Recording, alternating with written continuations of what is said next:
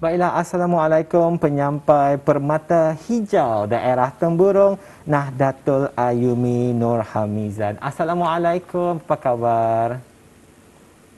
Waalaikumsalam warahmatullahi wabarakatuh. Alhamdulillah sehat saja pada pagi ni ya.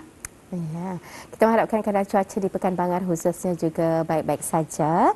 Dan untuk hari ini, Nadatul, apa agaknya pengisian yang akan dibawakan dari daerah Temburong? Kita persilakan Nadatul untuk bersama penonton kita ni. Baik, terima kasih rakan kita di Studio 4. Assalamualaikum warahmatullahi wabarakatuh. Salam sejahtera Auda. Selamat pagi kami ucapkan pada bis kita yang masih bersama kami di Rampai Pagi. Alhamdulillah kita dipertemukan lagi ya pada hari ini di hujung minggu. Mudah-mudahan pagi ini kita dimulakan dengan pembuka rezeki ya, dibukakan pintu rezeki, pintu keberkatan, kesihatan dan juga dipermudahkan segala urusan serta dilapangkan hati untuk melangkah ke arah kebaikan ya insya-Allah ya. Dan kepada Auda yang mungkin ada aktiviti terutama di dalam rumah, lebih-lebih lagi kita ni digalakkan sentiasa berada di rumah. Pastinya banyak aktiviti-aktiviti yang boleh dilakukan bersama ahli keluarga BIS kita, yang pastinya saya percaya juga setiap aktiviti yang BIS kita lakukan juga bermanfaat ya untuk BIS kita dan juga ahli keluarga. Teruskan berada di rumah, jika tidak perlu jangan keluar rumah, dan apapun kita berdoa semoga negara kita, negara Brunei Darussalam ini akan terhindar daripada akan terhapus ya daripada wabak penyakit berjangkit COVID-19 ini insya-Allah ya. Dan pada Auda yang mungkin kurang sihat, semoga juga BIS kita semua akan diberikan kesihatan dan juga cepat-cepat sembuh, dan juga teruslah mendengar apa yang disarankan oleh doktor dan juga sentiasa makan ubat yang dijadualkan untuk BIS kita. Semoga semuanya sehat-sehat saja pada hari ini. Baik Auda, seperti biasa dari daerah Temburong, kita juga akan kongsikan satu bahan. Pendekatan rakan setugas kita, Siti Zawati, akan mengongsikan mengenai cabaran pembelajaran secara online. Itu apa kata kita saksi bersama bahan yang dikongsikan ini.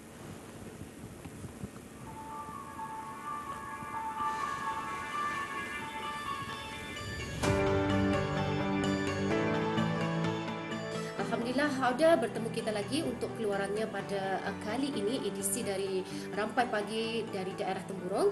Dia Alhamdulillah pada kali ini kita akan mengongsikan dengan lebih lanjut lagi mengenai dengan inisiatif pembelajaran atas talian.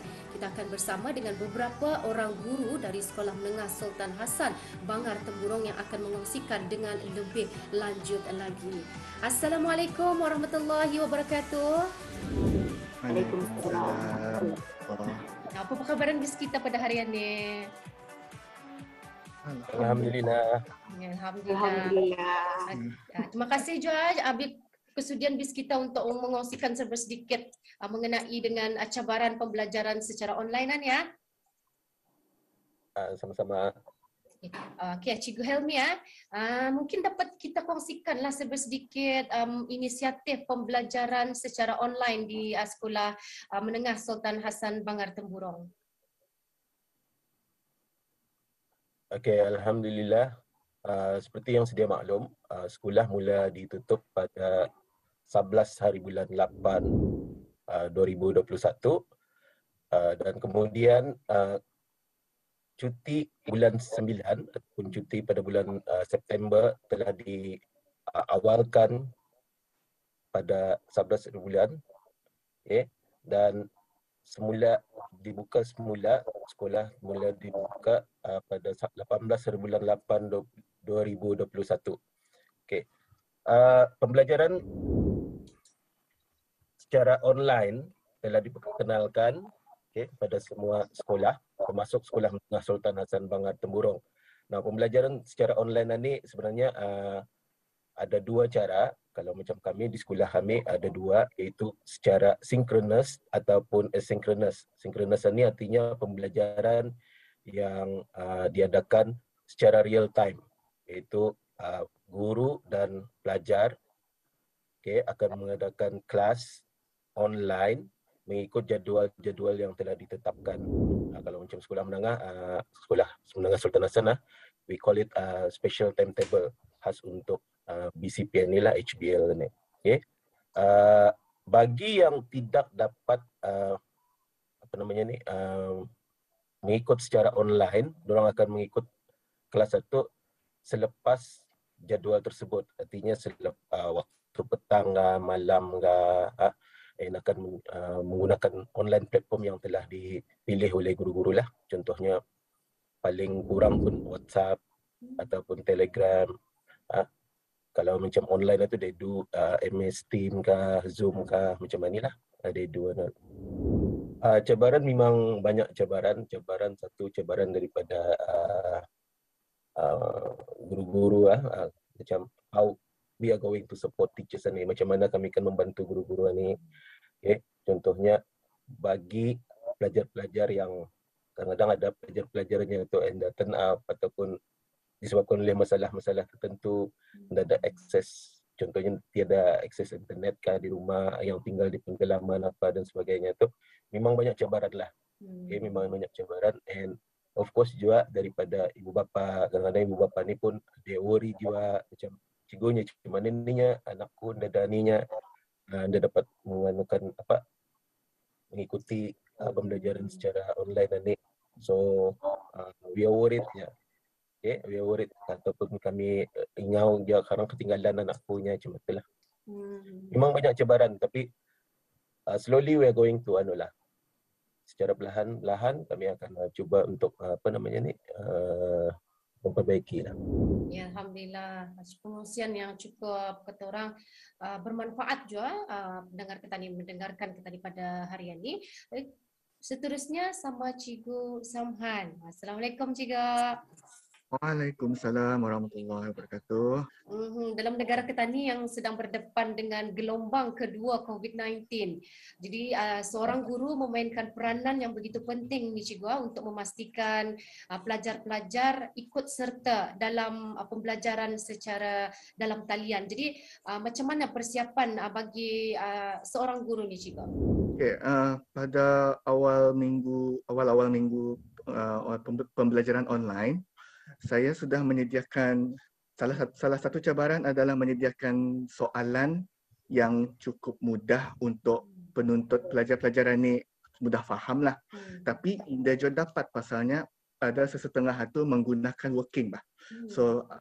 So saya sudah selepas minggu pertama kedua tu saya sudah membuat perubahan sedikit untuk menyuruh anak murid ini menggambar working diorang itu supaya saya sendiri tahu yang bis diorang ini membuat working, membuat kerja, and dengan working itu saya boleh lihatlah mana satu yang diorang salah, mana satu yang diorang ketinggalan. Dari sana dicek lah one by one dari sana, and alhamdulillah berkesanlah untuk saya melihat mana satu yang diorang salah, mana satu yang luruslah macam tu. Satu kongsian yang cukup menarik juga. Dari tadi sudah Cikgu Aimi yang menunggu ke tadi. Assalamualaikum Cikgu. Waalaikumsalam warahmatullahi wabarakatuh. Apa khabar kita Cikgu? Alhamdulillah. Ya, lain Cikgu, lain pendapat dan lain juga inisiatif. Mungkin Cikgu macam mana inisiatif Cikgu lah untuk berkomunikasi dalam talian bersama dengan pelajar-pelajar? Okay. Kalau saya berkomunikasi dengan student, the main platform would be WhatsApp. The second main platform would be MS Teams lah tu.